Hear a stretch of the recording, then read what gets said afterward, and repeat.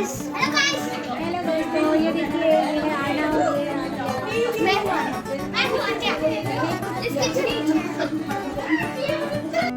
Hello दोस्तों, स्वागत है आप सभी का आपके अपने channel in the shades by Himanshi में। तो दोस्तों, आप सभी जानते हैं कि अधिक मास चल रहा है इन दिनों। इसको मलमास भी कहते हैं और पुरुषोत्तम मास भी कहते हैं। इन दिनों में शादी विवाह गृह प्रवेश मुंडन वगैरह का कोई भी ना तो मुहूर्त होता है ना ही किया जाता है। विष्णु भगवान को अधिक मास बहुत प्रिय होता है, इसीलिए इसमें ये सब जब तब पूजा पाठ ही की जाती है। तो आज है बड़ी दीदी के यहाँ सत्यनारायण की कथा, हम जा रहे हैं उसी में।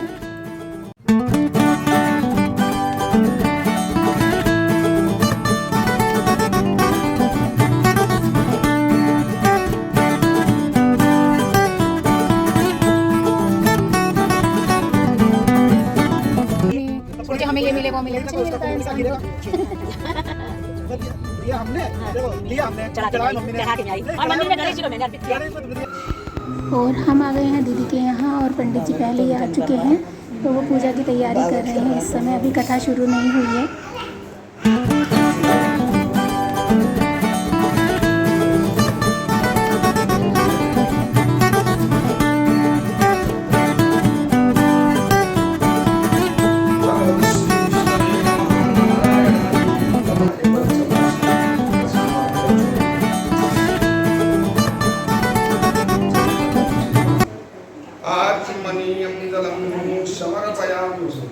मुखवासात् समर्तां मूलानि जलपुरुषेण विवादेव देवागन्यमतन्मतासन्तोष्यासि राज्यं ग्रीकुमार्कितमः शरद्वतिः मुखवासात् समर्तां मूलानि समर्पयामि।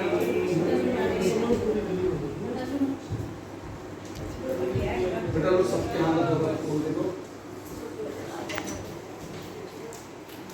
बच्चा। तो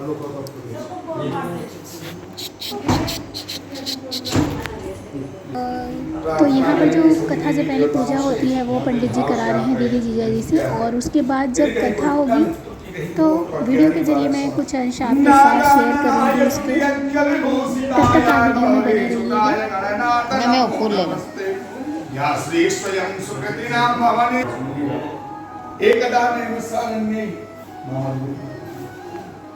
एक समय नैमिषारण्य के क्षेत्र में 88,000 ऋषि मुनि इकट्ठे हुए। आपस में मंत्रणा करी कि ऐसा कौन सा विधान है इसके करने से प्राणी इस लोक में सुख भोग करके अंत में वैकुंठ धाम को प्राप्त।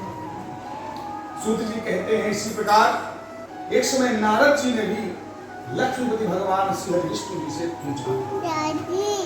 भगवान श्री विष्णु जी के पास नारद जी गए कि हे प्रभु, मेरे मन में एक शंका है, उसका समाधान करें। मैं कभी भी कहीं भी जा सकता हूँ, मेरे कहीं कोई रोक नहीं है।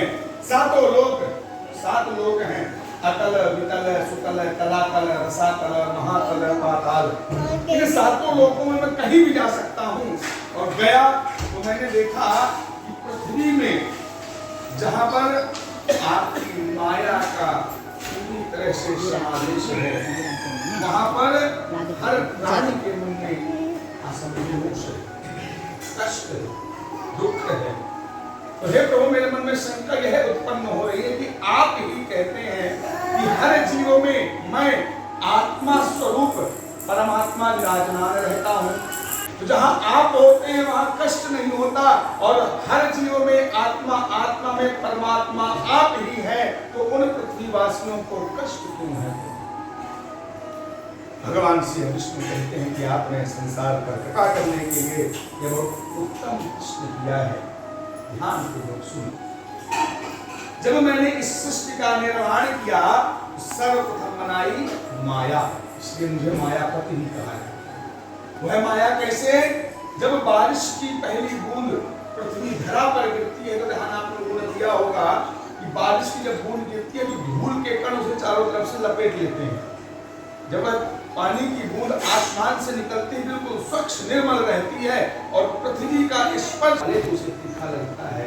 मतलब इतनी असहनीय पीड़ा होती है, तो वह दूसरी अवस्था में हाथ जोड़े हुए उस भगवान से कहता है कि कि हे प्रभु बार बार इस जन्म मृत्यु के कष्ट में जो मैं पड़ता हूँ, मैं आपसे प्रार्थना करता हूँ कि अब मुझे ऐसी गति न भोगना पड़े। तो इसीलिए उसे अपने पूर्व जन्मों का स्मरण होता है और वह हाथ जोड़ करके प्रार्थना करता है कि अब मुझे यह मानव जीवन मिलने जा रहा है, मिल रहा है, तो अब मैं ऐसा कोई कर्म नहीं करूंगा कि मुझे फिर से इस जन्म मृत्यु में आना पड़े। क्यों? क्योंकि 84 लाख योनियां हैं, मतलब जीव जो है इन योनियों में भटकता भटकता इस मानव योनि को प्राप्त होता है। पूजन कर रहा हूँ, शेर जी कहते हो मुझे इस पूजन का ध्यान बतला दीजिए, मैं भी भगवान का पूजन करूंगा। सारा ध्यान जान करके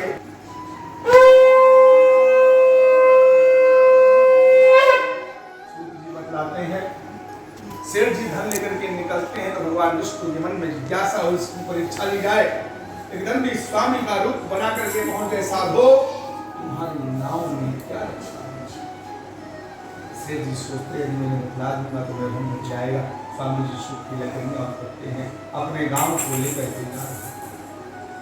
उसे नहीं पता था कि साक्षात नारायण परीक्षा लेंगे। नारायण ने कहा जैसा तुमने कहा है सूखी लकड़ियों और पत्ते वैसा ही हो जाए, और थोड़ी दूर जा करके बैठे। स्नान आदि से निवृत्त होकर के शेर जी जब नाव के पास पहुंचते हैं तो मन में शंका हुई।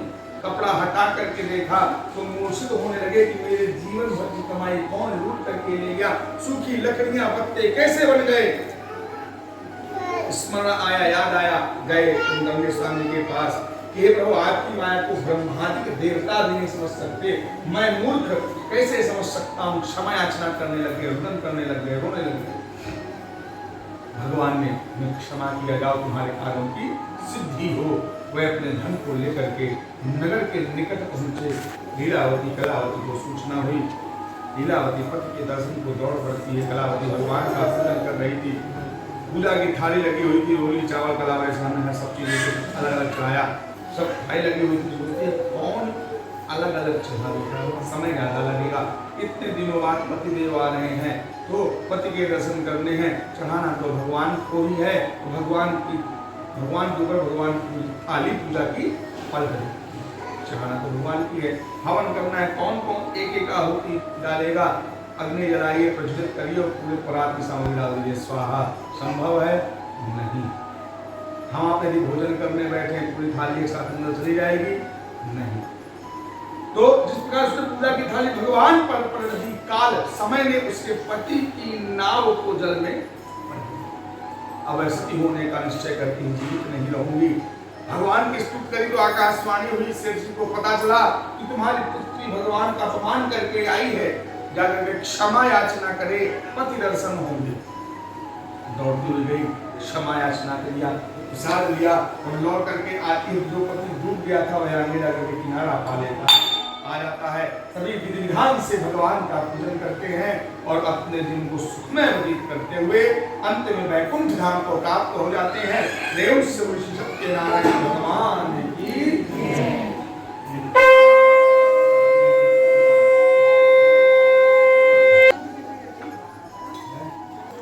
तो अभी कथा संपूर्ण हो गई है और मैंने उसका थोड़ा सा ही पार्ट आपके साथ शेयर किया है क्योंकि वीडियो बहुत ज़्यादा लंबी हो जाती। और यहाँ पर अब पंडित जी कर रहे हैं हवन की तैयारी, हवन के बाद होगी आरती।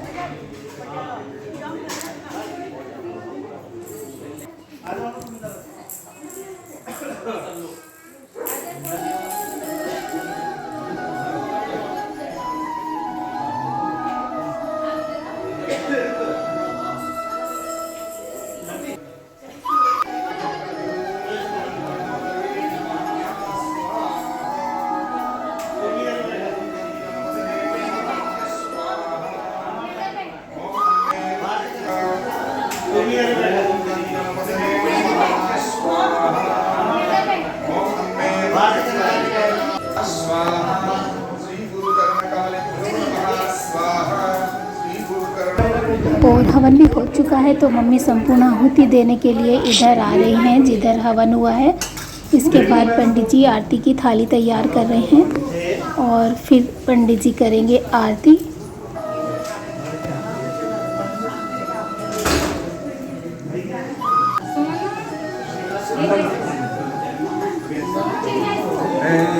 आसन का महत्व है अपना।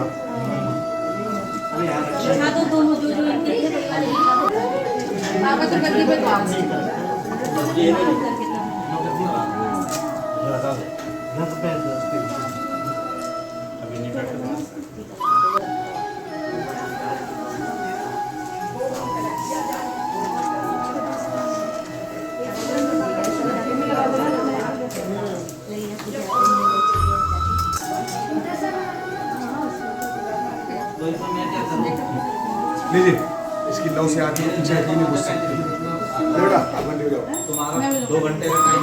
ओम जय जगदीश हरे स्वामी जय हो जगन्नाथ हरे भक्त जनों के संकट नाश जनों के संकट क्षण में दूर कर।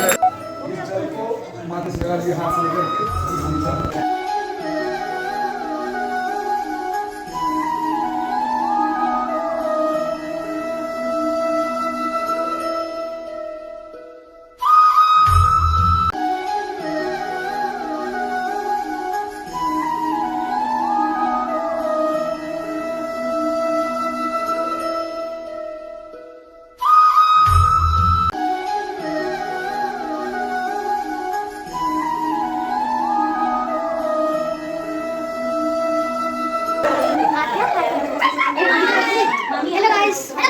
हेलो दोस्तों, ये देखिए ये है आना और ये मैं हूं आना।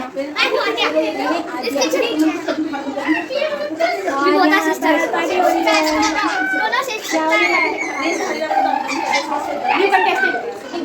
बिग बॉस मेरा नाम बिग बॉस इनका नाम गुंजन है। आगे आ गया है आदि। तो दोस्तों इसके बाद हम लोग आ गए घर, और ये जो क्लिप आप देख रहे हैं इस समय, ये शिवरात्रि से एक दिन पहले की है और मैं इसको शेयर नहीं कर पाई थी, तो मैंने सोचा चलिए आज आपके साथ इसी के साथ शेयर कर देती हूँ। छोटी सी क्लिप है। ये जो लोग कावड़ लेके जाते हैं उनकी झांकी निकल रही थी, तो मैंने थोड़ी सी वीडियो बना ली थी इसकी। मैंने सोचा चलिए ये भी आपके साथ शेयर कर देती हूँ।